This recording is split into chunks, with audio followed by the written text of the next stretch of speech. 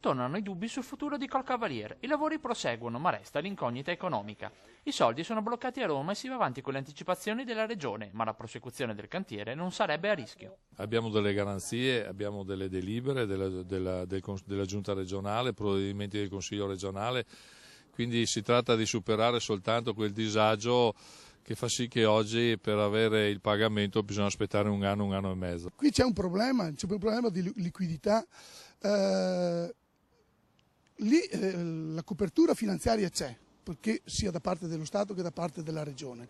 Si sta operando e lavorando con le anticipazioni della Regione, che peraltro sono previste nel finanziamento.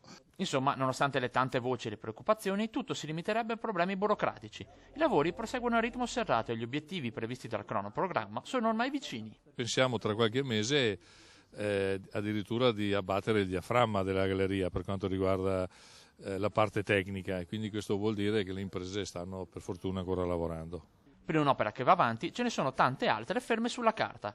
Tutto è pronto, ma senza soldi non si va da nessuna parte. Così uno dei settori che può rilanciare l'economia, quello delle opere pubbliche, frena l'uscita dalla crisi. Veneto Strade ha fermi gli appalti, cioè non sta procedendo agli appalti, per circa 38 milioni in provincia di Belluno, di opere già finanziate ma per le quali non c'è la sicurezza di avere la liquidità, e 18 milioni per il resto del Veneto. Veneto Strade ha deciso prima di fare altri appalti, di portare a termine le opere iniziate. Una di queste è Colcavalier.